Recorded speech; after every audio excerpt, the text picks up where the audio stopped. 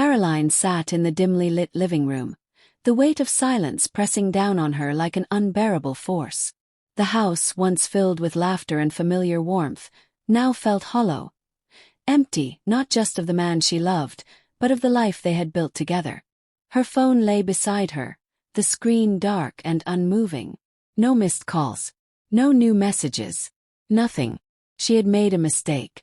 A single, reckless moment that unraveled everything. It wasn't supposed to be like this. 1 second she was joking, basking in the attention of friends, feeling confident, desirable. The next, she was alone, replaying the night over and over, wishing she could take it all back. It had been an ordinary dinner, one of those gatherings they had shared a dozen times before. A table filled with friends, glasses of wine, and effortless laughter. Someone had thrown out a playful hypothetical question, something ridiculous about choosing between a partner and someone else. Without thinking, without considering the consequences, Caroline had smirked, tossed her hair, and delivered a line she thought would land as a joke. "Oh please," she had said, her voice teasing and laced with amusement. "If I had to choose, I'd pick my coworker over Ryan in a heartbeat." Laughter erupted around her. Friends nudged her playfully, giggling at her audacity. In that moment, Caroline had felt powerful, in control, effortlessly charming. She even winked, playing it up, soaking in the attention. It was harmless. It was fun. Or so she thought. Ryan didn't laugh. He didn't even react. Not in the way she expected. He simply sat there, silent, his expression unreadable. That should have been her first warning. Later, when they returned home, Caroline barely had time to slip off her heels before Ryan turned to her. His voice was steady, quiet, too quiet.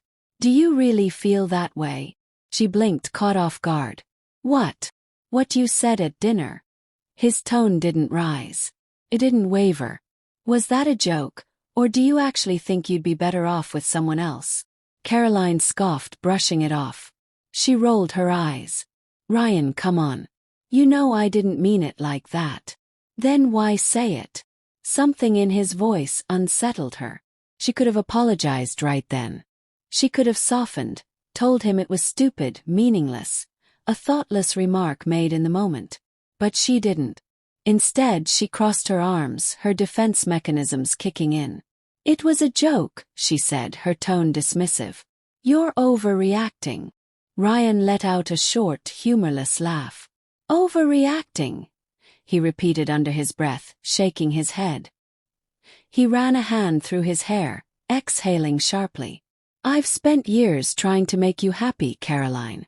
And the one time you actually light up, the one time you get excited about something, it's over another man." She opened her mouth to protest, but he cut her off. "No, seriously." He said it, his eyes searching hers for something she couldn't define. "If you're so convinced there's someone better for you, why are you even here?" That was the moment everything shifted. She felt it deep, deep in her chest, the sinking, sickening realization that this wasn't just an argument. This wasn't one of their fights that would burn out in a few hours, replaced by quiet apologies and unspoken forgiveness. This was different, and she was losing him. "Ryan, no," she started, reaching for him, but he had already pulled away. "I thought we were a team," he said, his voice tight. "I thought this marriage meant something. But clearly I was wrong." She let out a nervous laugh, still trying to play it off. "Oh, come on. You're not seriously mad over some dumb joke." But he wasn't listening. He was already walking upstairs. And 20 minutes later, when she followed, she found him in their bedroom, packing. At first she refused to believe it. She leaned against the doorframe, shaking her head. "You're actually leaving over this?" Ryan didn't even look at her. "It's not just this," he muttered, zipping up his suitcase. "It's everything." Panic clawed at her chest. She could see it now. The way she had treated him, the way she had dismissed his feelings, the way she had pushed and pushed, believing he would never actually walk away. She begged him to stop. Told him he was overreacting, that she didn't mean it, that he knew she didn't mean it. But he didn't care. He grabbed his keys and walked past her without another word. And then he was gone. The next few days were hell. She told herself he just needed time, that he'd come home, that they would talk, that this was all just a stupid misunderstanding.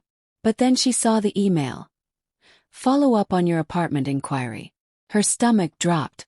This wasn't him cooling off at a friend's place. This wasn't a temporary break. He was looking for a new place to live. Desperation set in. She called straight to voicemail. He texted, no response. Finally, with shaking hands, she recorded a voice message, her voice breaking as she spoke. Ryan, please, can we just talk? This is getting blown way out of proportion. I didn't mean what I said. You know that. You're the only one I want. Please just come home. Nothing. No reply. Not that day, not the next. And then finally a text. Thanks for confirming what I've suspected for a while. You just use people for what they can give you. I guess I was no different. That was when she felt truly sick. Because the worst part, he wasn't wrong. She tried calling again, and this time he answered. But his voice was different. Distant, cold. What do you want, Caroline?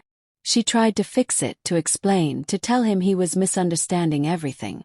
But all he said was, I need time to think. Don't call me again until I reach out. And that was it.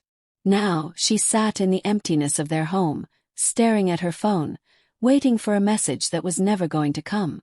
She had always believed she held the power in their relationship. She thought she could say anything, do anything, and he would always stay. But now she had nothing. And the worst part, the coworker she had so carelessly joked about choosing over him. He didn't want her either. So here she was, alone with nothing, and no one to blame but herself. See.